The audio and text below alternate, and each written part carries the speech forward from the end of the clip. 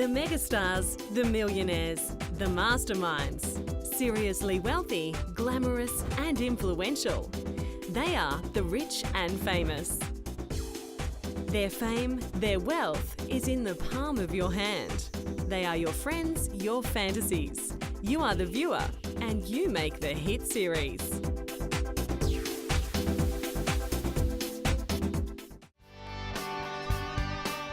It can't be that hard to come up with a hit television series, right? You just need some attractive doctors, a love triangle or two, and a great soundtrack. You'll have them tuning in by the millions. Grey's Anatomy does just that. The Emmy and Golden Globe award-winning primetime television medical drama debuted in 2005. The series, set at a fictional Washington hospital, revolves around Dr. Meredith Grey, played by Ellen Pompeo, and a group of people struggling to become doctors and doctors struggling to remain human. Part of the show's appeal is its multiracial cast and use of popular music, promoting songs by The Fray, Snow Patrol and many others. Viewership has grown in leaps and bounds from the first season, 18.5 million viewers, to 19.9 million viewers in Season 2. Now upwards of 25 million viewers check into Seattle Grace Hospital every week. The acting ensemble earns a combined income of over $33 million and rising for each season, far outdoing the cast of Desperate Housewives with its total of $16 million. Several of the major cast members of Grey's Anatomy have even been offered portions of the series' profits. Dr. Meredith Grey is Ellen Pompeo's first major role, and audiences clearly approve the casting of the resident, whose sexual exploits and professional struggles are chronicled in excruciating detail each week. By the third season, her salary was raised to $200,000 per episode. She now spends her hiatus between seasons, travelling between New York, Paris and Japan, and is often invited to visit the many countries where the show is thriving. Unlike many TV actors who make movies on their break, Pompeo says that financially she simply doesn't have to. Unless it's an A-list director, an A-list script and an A-list cast, I don't really have the desire to be in movies. Patrick Dempsey plays Meredith Grey's love interest, neurosurgeon Dr. Derek Shepherd, or Dr. McDreamy, and has made the role one of the most watched on television. Dempsey was nominated for Best Performance by an Actor in a Drama Series at the 2007 Golden Globes. Earning upwards of $200,000 per episode, Dempsey can afford to indulge in his favourite pastime, race car driving. It's not uncommon to see the star driving professionally at Daytona, and he was spotted at the 2007 Indianapolis 500. He is currently the co-owner of IndyCar Series team Vision Racing. Fellow cast member Katherine Heigl won an Emmy for Outstanding Supporting Actress in a Drama Series in 2007 for her role as Dr. Isabel Stevens. Cast member Chandra Wilson is enjoying the accolades. Well, the big deal for us, at least I think this is the way I feel, and I've kind of heard it echoed, is that, we got 4 nominations this year. We just had the one last year. So we felt like we were in the game finally this year, and just really being recognized, not just by critics, not just by, fans, but that the Academy was paying attention and, taking us seriously as a show. And the actor goes to Sandra Oh. Sandra Oh, the highly decorated Canadian-Korean actress, plays Dr. Christina Yang. Dr. Yang demonstrates a common flaw in new doctors. She's highly competitive and driven, but has the bedside manner of a bulldog. The Canadian brings substantial screen cred to the show, having appeared in several high-profile films, winning prestigious acting awards including the Golden Globe and Screen Actors Guild Award. She's also one of People magazine's 50 Most Beautiful People. Well, the series masthead, Dr. Meredith Grey, may be indecisive, but audiences have made their minds up. They love the show.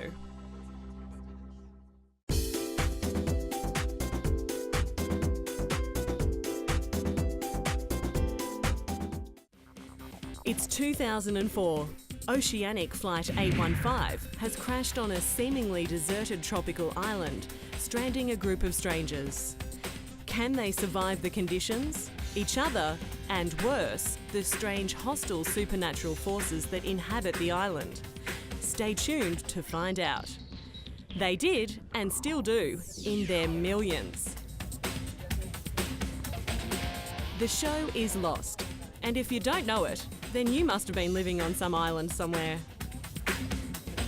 Writers at television's ABC were asked to come up with a concept that was a cross between the movies Lord of the Flies, Castaway, and the popular reality show Survivor. They did that and went further, developing a supernatural angle to the series. The unique mix was a winner. But ABC executives were initially nervous. The project was risky and expensive. Because of its large ensemble cast and the cost of filming in Hawaii, Lost's pilot episode was one of the most expensive in the network's history, reportedly costing up to $14 million, compared to the average pilot cost of $4 million. The risk paid off. The show became one of the biggest critical and commercial successes of 2004 and beyond. Our roots were, we were a show that started trembling, thinking, is anyone going to watch this show? I mean, it's so wild and it's so out there and it's so unique. No one will watch it. And then when people did start watching it, we were thrilled. And then when we got recognized critically, we were beside ourselves.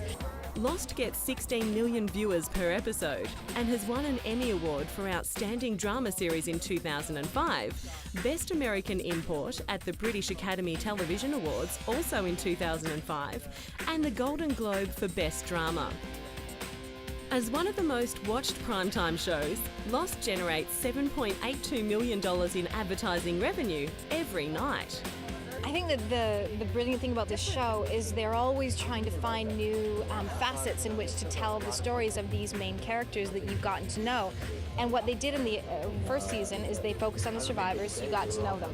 And then in the second season, they introduced the tailies, and that was a whole other can of worms that they opened up, and they told the stories through the tailies' eyes.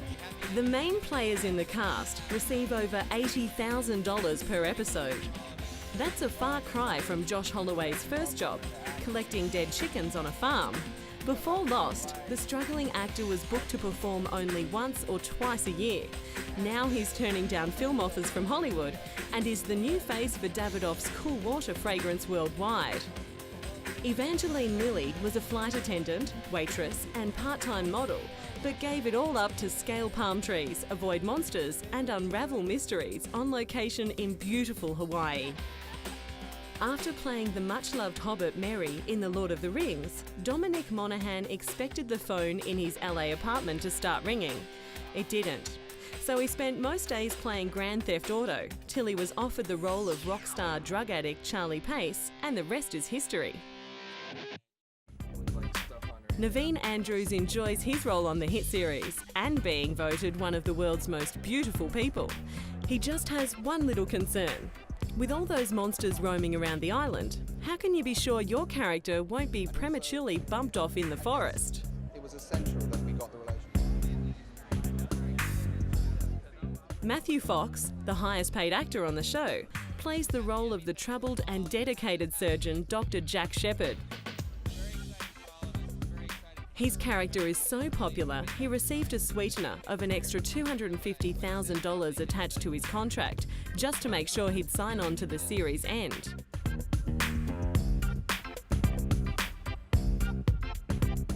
And it will end. All loose ends tied up by 2010. Just make sure you get your set of limited edition Lost action figures to remember it by.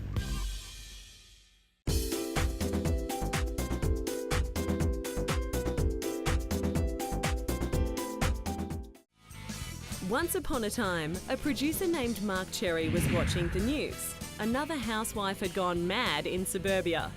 It was then the idea for the smash hit series Desperate Housewives was born.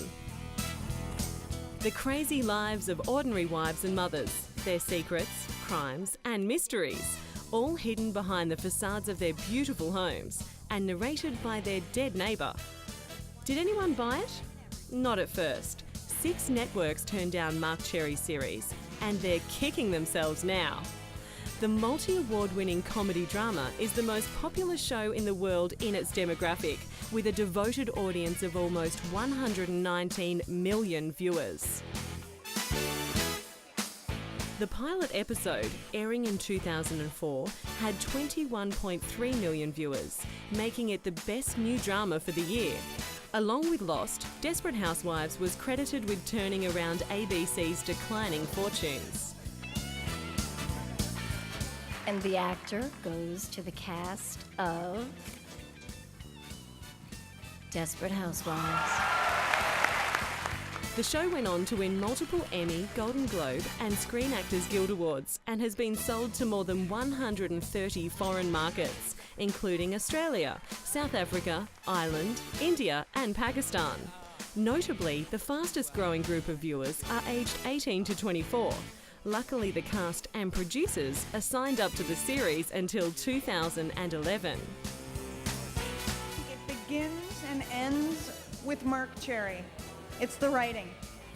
If you don't have a great writer, you don't have a great story, and you don't have great characters, and an audience will always respond to great writing. So, what's the appeal? Critics say it's the style, a blend of the black comedy of American Beauty, the female appeal of Sex in the City, and the skewed mysteries of David Lynch's classic TV series, Twin Peaks. At a combined income of $16 million, the 4 lead females can afford to look good on the red carpet. Why else are they smiling? One had twins, one's making hit films, one's the face of L'Oreal, one's married to an NBA star, and each are invited to make personal product endorsements worth millions of dollars. Felicity Huffman plays Lynette, a former businesswoman turned stressed-out stay-at-home mother of 4. She won an Emmy for the role and now endorses Dove beauty products. She is also the co-author of a self-help book on love.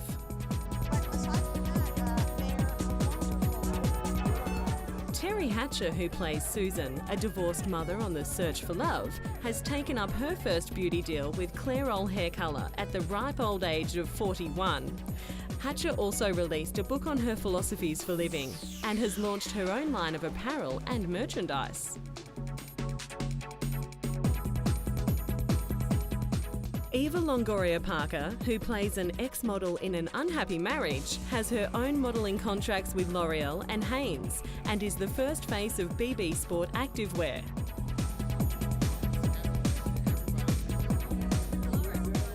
Marsha Cross plays Brie, the seemingly perfect mother struggling to save her marriage.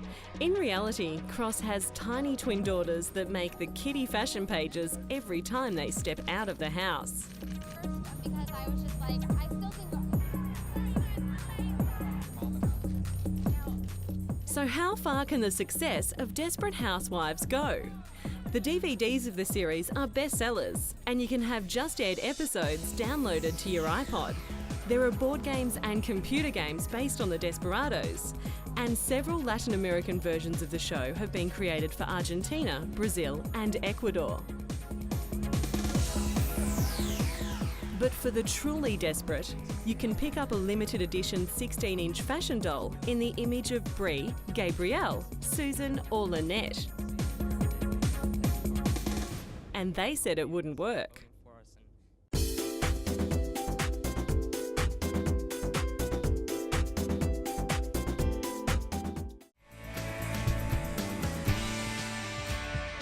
The Simpsons is the longest-running American sitcom of all time, at over 400 episodes in 20 years. Not even its creator, Matt Groening, could have known the satirical parody of Middle America would have such a lasting and complete influence over the whole world. Groening created the dysfunctional family and named the characters after members of his own family, substituting Bart for his own name. His goal was to offer the audience an alternative to what he called the mainstream trash they were watching. To say it worked is a hell of an understatement. Groening now makes over $18 million a year.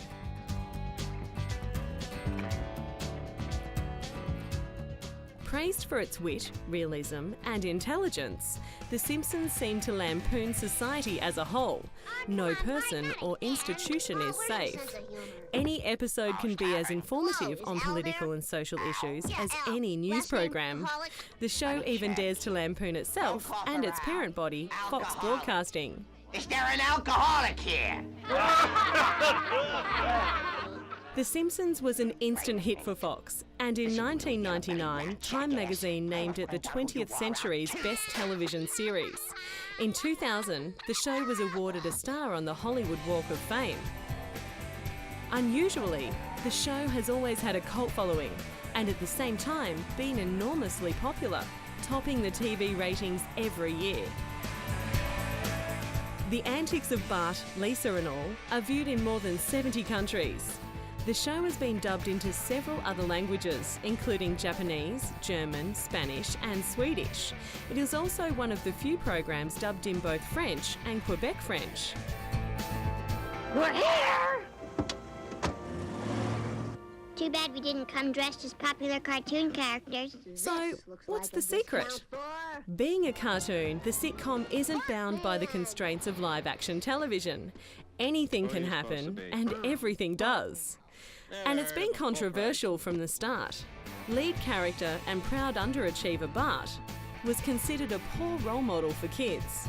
And kids loved him, buying $2 billion of Bart merchandise in the first 14 months of sales. The rewards abound. The artists that voiced the 6 main characters, Dan Castellaneta as Homer Simpson, Julie Kavner as Marge Simpson, Nancy Cartwright as Bart, and Yardley Smith as the voice of Lisa, are paid over $5.5 million a year. First of all, I went in for Lisa. I didn't want to do Lisa. I really wanted to do Bart. So I went in, saw Matt Groening, and I said, do you mind if I do Bart? And he's like, no, that's fine. Blah, blah, blah, blah, blah, blah. Oh my God, that's him. That's Bart Simpson. You're hired. You got the job. The popularity of The Simpsons has made it a billion-dollar merchandising industry. The characters appear on everything from t-shirts to posters. There's DVDs, video games, comic books, toys, and Universal Studios Hollywood have announced the new Simpsons ride, so you can experience the sight and sounds of Springfield firsthand. You little yellow-belly rat jackass. If I ever find out who you are, I'll kill you. Before the release of the much-awaited Simpsons movie, some skeptics were wondering if the world's love affair with the Toon family was over. It wasn't. After 11 writers and 100 drafts, the Simpsons movie premiered in Springfield, Vermont, and went on to gross $74 million in its opening weekend in the US, taking it to the top of the box office. Only months later, the film had grossed a staggering $523.3 million. Not bad considering the pic only cost $75 million to make, because so much of the animation work was done in South Korea. The Halloweens, the Christmases, the birthdays may pass by on the series, but The Simpsons never age. Whether they fade away into television history, only time will tell. Never heard of them.